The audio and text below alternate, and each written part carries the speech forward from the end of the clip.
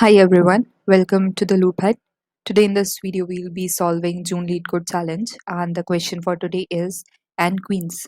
It is a very standard problem and it is marked as hard. I wouldn't disagree to that, but let us see what the question states. It is given that the n queens puzzle is the problem of placing n queens on an n cross n chessboard such that no two queens attack each other. Given an integer n, return all distinct solution to the n queens puzzle. You may return the answer in any order. Each solution contains a distinct board configuration of the n queens placement, where q and dot both indicate a queen and an empty space respectively. So here the question states that we would be given the size of a board. Let's say in this case we have the size of the board as 4. So we'll be having a 4 cross 4 board and we'll have to place that many queens in such a way that no queen is able to attack each other.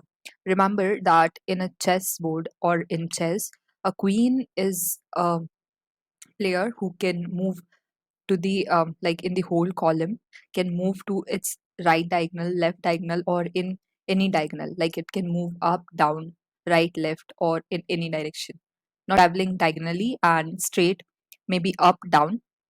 So we'll have to return all the possible cases that those queens can be placed in a way such that no queen is attacking any other queen. So let's see the first example. So the first queen is placed on the second column, so it won't be able to attack any of the other queens present on the board. Similarly, in the second case, it is placed on the third column and first row, so it won't be able to attack any of the other queens present. Remember, in every row there is one queen present, and similarly in every column there is only one queen present. So how are we gonna approach this problem? First approach would be placing all the queens in the first row, like placing all the 4 queens in the first row and checking whether they would be following the rule or not.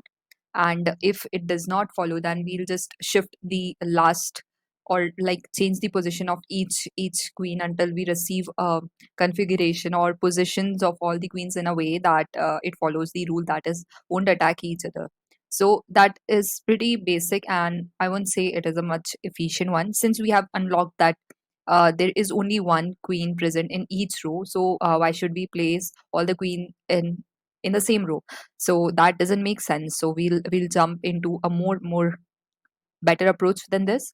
So one approach could be like, if you could see, like if I'll number all the rows and column in a way, then I would be better illustrating you what is happening over here. Okay, so the queens can move vertically, horizontally, diagonally, and anti-diagonally. So the approach here is that we know that in each row only one queen can be placed. Since one queen is placed at a position, we'll switch to the next row, and for each position we'll check whether it is the safest position for the next queen or not. If it is not, we'll just go back and try the next index. So to be more precise, let me just switch it to a whiteboard. Yeah, okay. So we have this. Initially, we have our first queen at first position, that is at 0th position. So we are over here. Since the row is filled and since in each row only one queen is to be placed, here one queen is placed. Now we'll switch to the next row and we'll check whether the first position is to be filled with the second queen or not, or is it safe for the second queen. So when we place this, we'll come to know that it is the same column of the previous queen, so it will be attacked by the previous queen. So we'll go back and just erase this and move to the next column. So over here we have this. Again, we'll check if it is a safest position, or does it lie in the same range being attacked by the previous queen. If it does lie in the attacking range of the previous queen, then we'll again just switch this and move to the next position. So in the third position we check that is it being attacked by the previous queen. It is not. It is the safest position for the next queen to be placed. So we'll just move to the next row and see whether what are the positions where the next queen can be placed safely. So at first position, again, it cannot be placed over here because the column is of the first queen's attacking range. So in the second, again, diagonally, this queen can attack the second one, and in the third, again, it it will be attacked directly by the second queen, and again at the fourth position. So now this configuration is not possible. So again, we'll go back to this queen and say, hey, this is not the right position. Now we'll move our queen to the next position and check whether if it is safe for this queen. It is indeed safe for this queen, but is it safe for the next queen? So we'll start with here and place our next queen here, but it is the attacking range of the first queen, so we won't be placing it here. So can we place it at this position? Yes, we can. So we gonna place our third queen over here, and since first and second queen cannot attack this, we'll just uh, mark that this third queen is safe over here. Now we'll move to the next row and check whether the fourth queen can be placed safely with these configuration of the previous queens. So we'll check at the first column. No, it cannot be placed over here. Again, in the second one, no, it cannot be. Then in the third column, it cannot be again placed because it can be directly attacked diagonally by the third queen, and again in the fourth it will be attacked by the second queen. So now what we'll do is, this is not the solution. So what we'll do, we'll just get back to this and say, hey, this is not the right solution. This is not the safest place for the next queens. And this will go back to this and say, hey, this was not the correct position. We need to change our position or be at some better position. Now since this was the last column, so this will again go back to the first queen and say, hey, we need some change over here.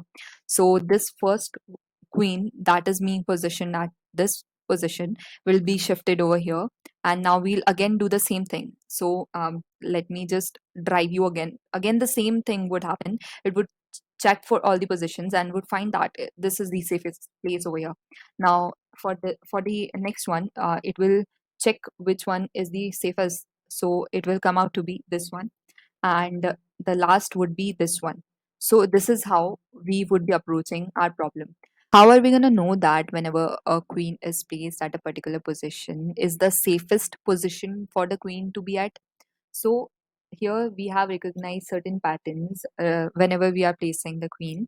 So first of all, whenever a queen is placed at a position, the whole column gets blocked. That is, no other queen would be able to be placed at any of the position in the same row.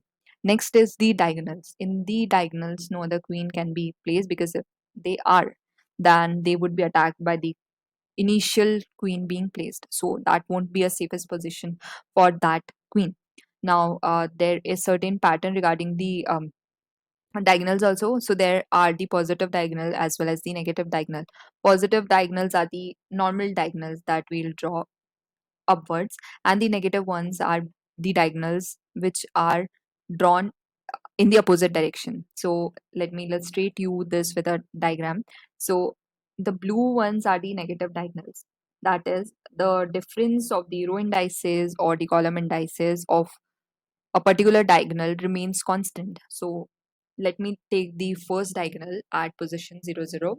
The diagonal elements, that is the diagonal row indices and column indices, their difference is constant at every position. So 0 minus 0 is 0 again. Then 1 minus 1 is 0. 2 minus 2 is 0. And 3 minus 3 is 0. That is, row minus column remains constant in the negative diagonal. Now, this will hold true for every index. Okay. Now, in this, the pink one, we have the positive diagonal. So adding up the row indice and the column indice of a particular diagonal, that is again gonna be remaining constant. So 1 plus 0 over here is 1, and 0 plus 1 over here is 1. So this is the positive diagonal. Now why are these pattern necessary? So these are necessary because if we place a particular queen at certain position, so we'll have to just check whether the next queen is that is being placed is at the safest position or not.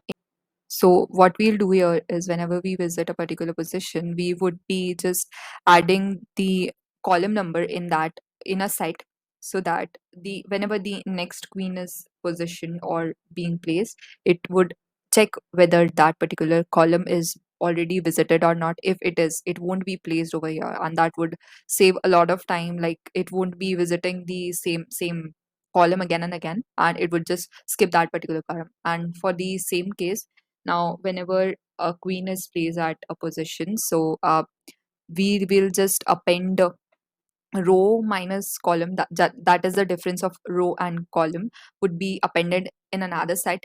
And when once it is appended and another queen is called to be placed at a position, so it will check whether that the difference of the row and column is already present in the set or not. If it is not, then the queen is safe to go. But if it is, so it will just skip and move to the next one. Similarly, for the positive diagonal, we'll be appending or adding the row plus column, that is the constant number. Whenever a queen is placed at a particular position, that position's row plus column, that is sum of row and column indices, would be placed in a set. And that set will be checked by the next queen that is to be placed at a particular position. If the position of, or the sum of the row indices and column indices at a particular position visited by the next queen is not present in the set previously, it will be occupied by the next queen. So this is what will be happening totally. You'll get to know what actually is happening once we dive into the code. So let us not waste time and just get into the code. First of all, we'll have to declare the board where the queens are to be placed, and it would be a board having dot at initial positions. Yeah, so this is how we'll declare the board for I in range of n.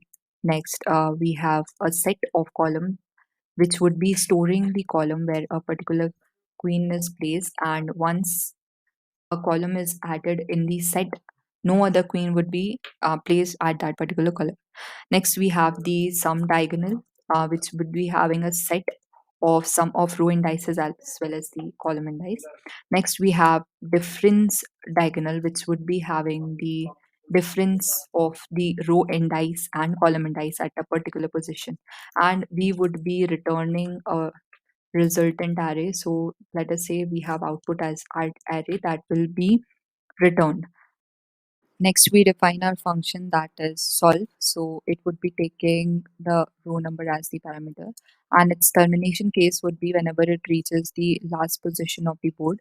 So it will return the board. So since we have to have multiple possibilities, so we'll have to return a copy of the change the board or the change the configuration of the board. So we'll create a copy of it. Let us say res is the copy, and since the format is in the form of a string being written, so that will be done as like dot join function for let's say I we have for I in board. So whatever row it is, it will be whatever configuration is there in the row, it will be written in the form of a string. So this is how we are going to return it, and we'll just append this in our output array. Every configuration that we get would be returned or appended in this output array. So we'll write output dot append res. So we'll start tabling each column and check whether that column is present, or the column that we are currently visiting is already there in column or not. Or there are certain possibilities that the sum of row indices and column indices, or the difference of uh, row indices and column indices, if they are present in positive diagonal and negative diagonal, or the sum diagonal difference diagonal sets already, we are just going to skip them. So how are we going to write it? So this would be for C in range of n. We would check if C is in column set, or another thing is that if R plus C is in some diagonal, or it may be possible that R minus C is in difference diagonal. So if it is there, we are just going to skip them. So we'll just write continue, and those elements or those particular positions would be skipped. Next, we once if this is not being skipped, that is the column is not visited, so we'll just add that particular column in column set. Next, we'll add the sum of the row indices and the column indices in the sum diagonal set. So yeah, this is our plus C, and also the difference of row indices and the column indices in the diff D set. So this will be R minus C. Once this is done, since we have added, we'll just update our board of position RC as Q. That is, our queen would be placed at that position, since that position is safe and not visited or not in the attacking position of the previous queen or the other queens, and this position is safe for the queen to be placed at. Next, we'll just call our solve function for next row. So this is solve of r plus 1, since our one queen is placed in one row, so our row thing is done. Now we'll again call it for the next row, and our column will be traveled in the same way and checked for the safest position so far. If it is, then our board would be updated with queen placed at that position. And once all this thing is done, we'll just do the cleanup thing. So cleanup is required, since we have to return all the possibilities of a particular chessboard in a way that that chessboard is available for any other possibility of the configuration. So we'll simply remove all the things that we have added in this set. So once this is done, we would be able to find our answer. So this is removal is done. Now also, since we have updated the board of RC as Q, so we'll do the opposite, that is we'll update it to dot, because again the cleanup thing. So now we'll just call our solve function for the 0th row. So solve 0, and we'll just return our output array. Let us see whether it works or not. So it should do the work if there are no typos, and yes, it is a success. Let us try to submit it and check if it passes for all the test cases or not. Yes, it does. Thus, we could receive our coin for the next day streak. So this was our and queen's problems. I think you are able to get what I am trying to convey, and this was our efficient solution in the backtrack solution. So I hope to see you in the next video. Until then, if you like this video, hit the like button, subscribe to the channel, make sure you share with your friends, and until next video, stay tuned. Thank you. Bye bye.